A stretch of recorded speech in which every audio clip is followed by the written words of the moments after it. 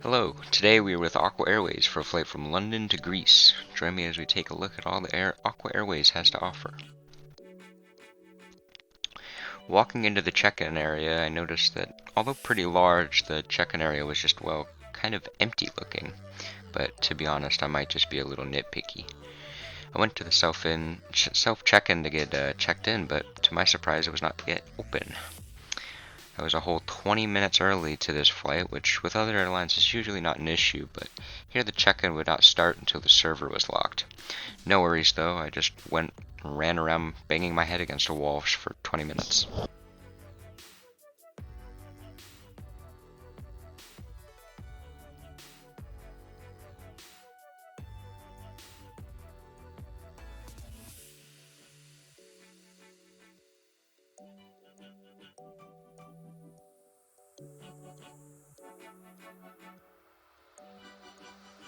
Eventually, however, I was able to check in. The self-check-in was quick and easy, and just like that I was on my way to my gate.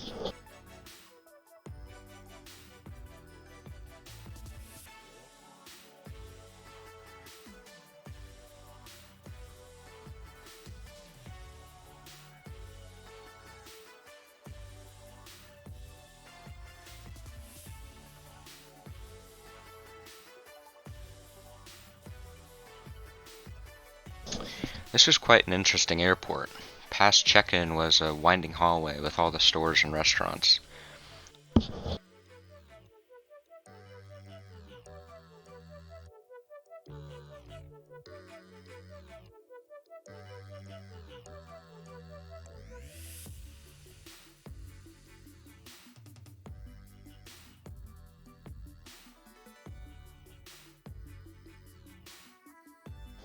This smoothies model was quite disappointing. It was just a coffee cup colored blue.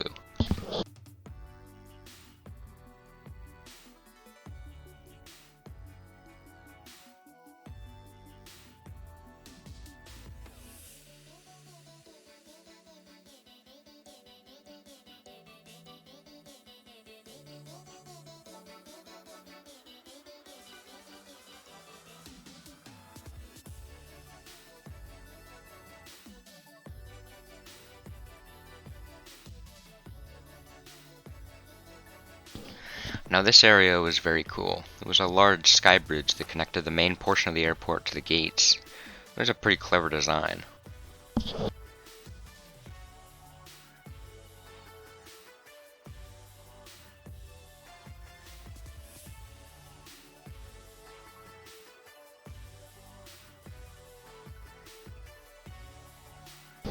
We'll talk about this terminal in a second, but first let's check out the rooftop restaurant.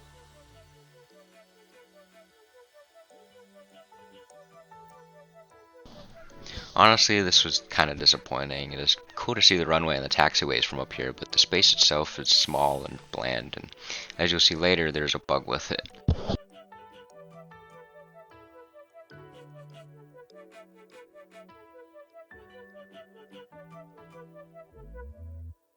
Now, the terminal itself is narrow and there aren't any stores or anything, just gates. However, it seems to get the job done.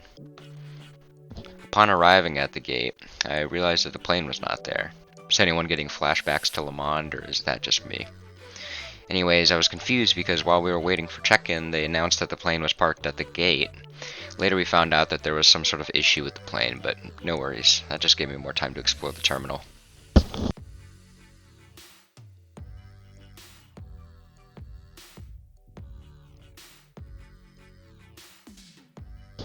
This terminal did have a lounge that I did not have access to.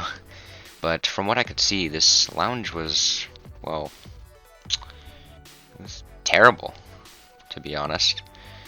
Sure, they had lounge boarding, but the space seemed very bland. And didn't look like there was very much effort put into it.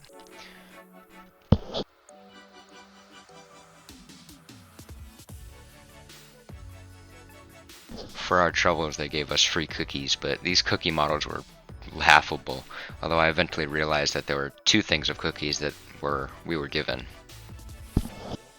The other cookie models were pretty good.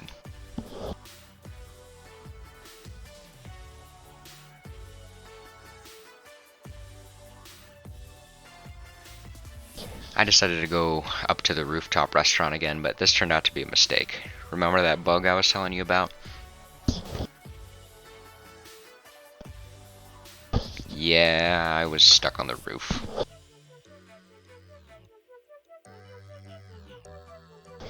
Eventually someone reset me and I went through check-in again in time to get back to the gate before boarding. Looking out the window at the plane, I noticed that this was not a 7777 like people were telling me.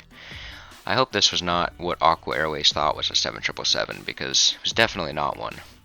The back wheels were singles and the wingtips were wrong. I also noticed that the ground crew doesn't seem to be able to do a lot. They had air stairs and a pushback tug, and that was it. Being ground crew with Aqua Airways does not look like very much fun. After a while of waiting, though, economy was finally called to board.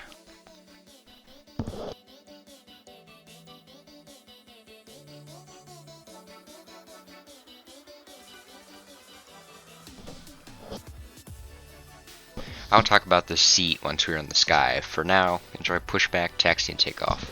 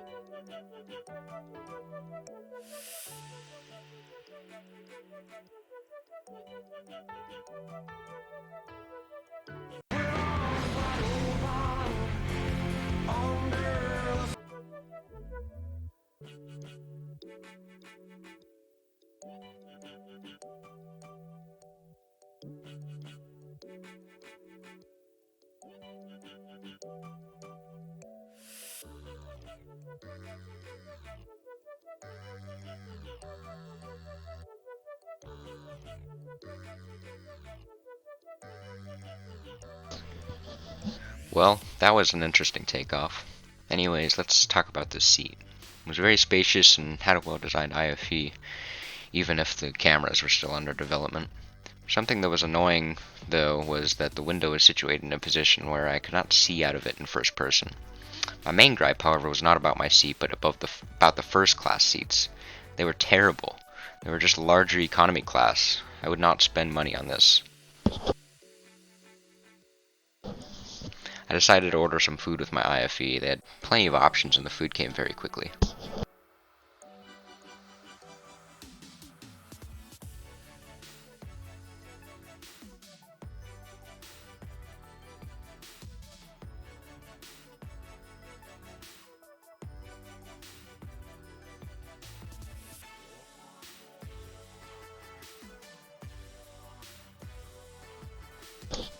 The food models were decent, albeit pretty unappetizing looking. The cake, for whatever reason, came with vegetables and bread.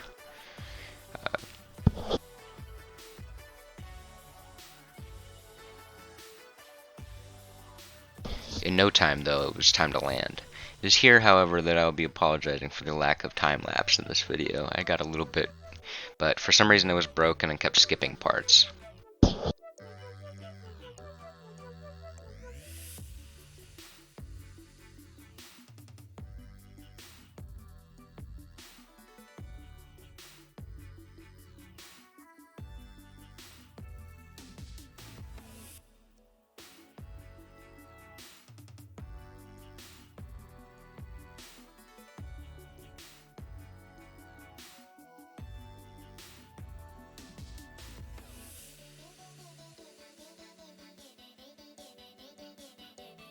That was a very smooth landing, although I wonder if they hit the hill in front of the runway.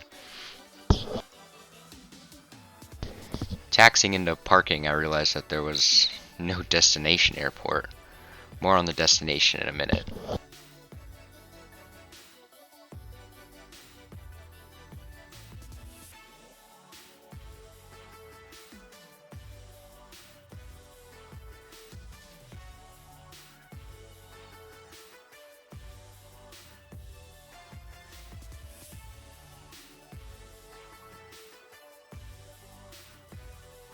I have to say that this destination was awful. There was no airport, the hotel had seemingly no way upstairs to the rooms, there were just random buildings and places, and there was a random Ferris wheel in the middle of a field.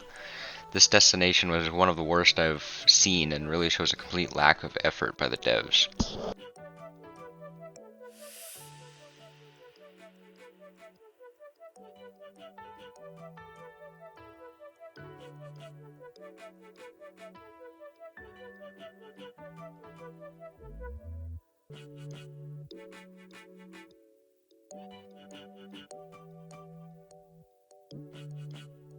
With all that being said, it is now time for the rating.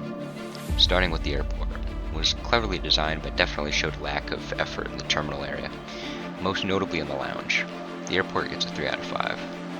On to the food models. They are okay in some spots and terrible in others. Food models get a 2 out of 5. Now for the staff. I never talked to one staff member. Everything for the most part was automated. They also delayed the flight. However, the pilots were good, so they get a 3 out of 5. Finally, onto the plane. The livery was nice, but the brown was a random choice. It was not an Aqua Airways color. The economy seats were good, but the first class seats were awful. If you pay for something, you expect perfection. This was not perfection in the slightest. For that, the plane gets a 2 out of 5. All in all, that leaves Aqua Airways with 10 out of 20 points. There are a lot of things Aqua Airways could improve on. The points show them at about average, but if destination was a factor, they would be significantly lower. I honestly expected more from an airline that has been around for a while and has 70k plus members. Anyways, still not a bad airline. Thank you for watching. See you in the skies.